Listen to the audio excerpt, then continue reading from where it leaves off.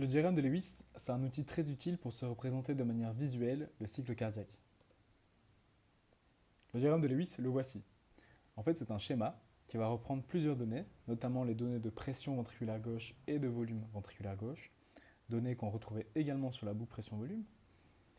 Et à celle-ci, on va pouvoir en rajouter d'autres, donc notamment les données de pression aortique, de pression auriculaire gauche et le CG, donc qui va traduire de l'activité électrique du cœur. Ce schéma est divisé en 8 parties. 8 parties qu'on va détailler de manière précise, une par une. On va commencer par la contraction isométrique. À ce moment-là, il est utile de comprendre qu'on est en fin de remplissage. Le ventricule gauche est à son remplissage maximum, donc il a son volume ventriculaire gauche qui est au maximum. On a le début de notre onde QRS. Donc je le rappelle, l'onde QRS va induire la dépolarisation des cardiomyocytes, donc leur contraction. Et cette contraction va induire la montée en pression ventriculaire gauche. Cette augmentation de la pression ventriculaire gauche va excéder la pression qui règne dans l'oreillette gauche. On a donc une inversion des gradients de pression intercavitaire et donc la fermeture de la valve mitrale. Cette fermeture de la valve mitrale, c'est le début de la contraction isométrique. Pourquoi ? Parce qu'à ce moment-là, on a et notre valve mitrale et notre valve aortique qui sont toutes deux fermées. On a donc une post-charge qui, pendant ce laps de temps, est considérée comme infinie. Donc les fibres musculaires ne peuvent pas se raccourcir, elles sont bien isométriques, même longueur. On voit également qu'on a un plateau au niveau de notre volume ventriculaire gauche, parce qu'en effet, on n'a aucune fluctuation de volume pendant ce laps de temps, mais on a bien une augmentation de la pression ventriculaire gauche.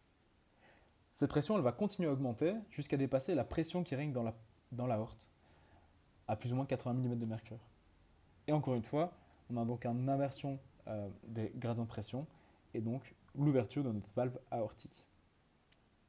L'ouverture de notre valve aortique, elle va nous permettre le rapide raccourcissement des fibres musculaires qui ont été mises en tension lors de la contraction isométrique. Le sang est donc poussé en dehors du ventricule vers l'aorte. On voit donc bien qu'on a une éjection dans notre circuit aortique, le volume ventriculaire gauche diminue fortement, et on voit que les pressions aortiques et ventriculaire gauche augmentent de manière parallèle. A noter que la pression ventriculaire gauche est toujours bien supérieure à la pression aortique, autrement on aurait une fermeture de la valve aortique. Et donc cette phase, c'est ce qu'on appelle la contraction isotonique, qui est divisée en deux phases, donc la phase rapide qu'on vient de voir et la phase lente qu'on verra dans quelques secondes. Il est également utile de noter qu'à l'apex de ce schéma, qui est sous mon pointeur ici, on est au point où les fibres musculaires cardiaques ont atteint leur raccourcissement maximal. En fait, on est en télésystole physiologique, on est en fin de systole électrique. Et donc ici, on arrive dans la contraction isotonique, dans la phase lente dont on a parlé il y a quelques secondes. Cette phase lente, en fait, elle se traduit par un ralentissement de l'éjection. On voit qu'on a toujours bien une éjection dans le circuit aortique, le volume ventriculaire gauche diminue. Pourquoi est-ce qu'on a un ralentissement ? En fait, il y a deux phénomènes qui vont participer à ce ralentissement. D'une part, on a l'onde T, qui va traduire de la repolarisation du ventricule. Donc forcément, la repolarisation, c'est la relaxation des fibres. Donc on va avoir une pression générée par nos fibres musculaires qui va être moindre, qui va être réduite. Donc ça, c'est le premier facteur qui va induire le ralentissement de l'éjection. Et un deuxième, en fait, il faut bien comprendre que pendant la systole, notre aorte a emmagasiné de l'énergie qu'elle va vouloir restituer de façon élastique lors de la diastole. Et c'est ce qu'elle va faire. Elle va restituer son énergie, donc d'une part dans le circuit systémique, mais d'une part vers le ventricule, donc dans le sens opposé de l'écoulement normal, entre guillemets. Et donc ces deux phénomènes vont participer à ce ralentissement de l'éjection.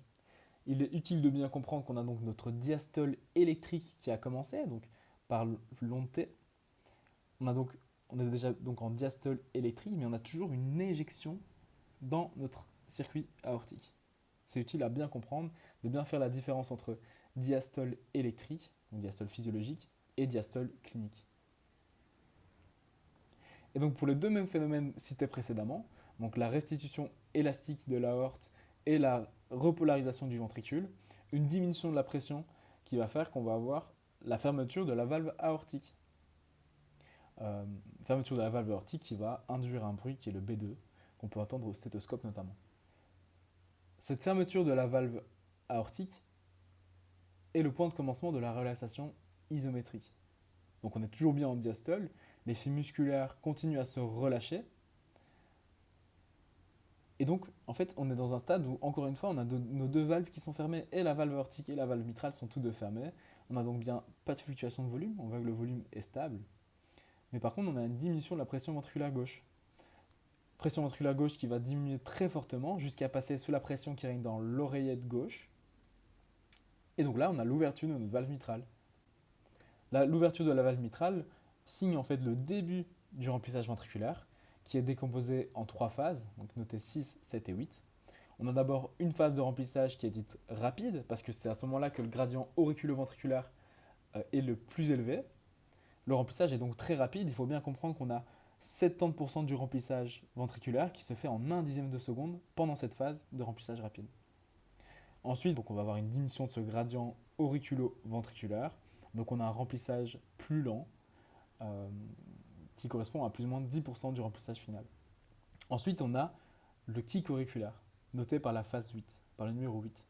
Ce kick auriculaire, en fait, c'est la contraction auriculaire qui est induite par l'activation auriculaire, donc l'onde P, qui va faire qu'on va avoir donc une contraction de l'oreillette qui va éjecter son sang restant vers le ventricule.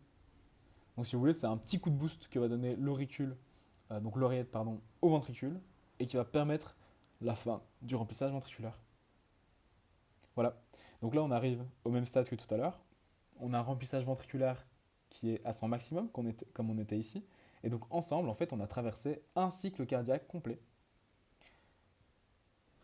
Un dernier petit mot sur la notion de systole, diastole clinique et physiologique. Tout à l'heure, lors de la contraction isotonique, je vous ai parlé de diastole électrique et de diastole clinique.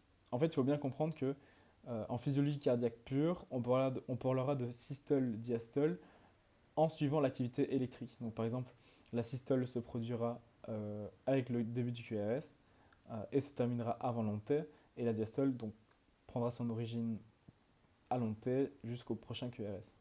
En clinique, c'est pas la même chose. En clinique, on parle de systole-diastole par rapport au bruit cardiaque, donc qui sont B1, B2, qui sont marqués par la fermeture de la valve mitrale pour B1 et la fermeture de la valve aortique pour B2. Donc on peut voir que si notre diastole électrique est ici, notre diastole clinique est ici, donc par la fermeture de la valve aortique, on a donc un décalage de la diastole électrique par rapport à la diastole clinique. Voilà, c'est quelque chose qui est quand même utile à comprendre, notamment si vous faites des recherches par vous-même, et c'était un point que j'estimais utile à vous donner.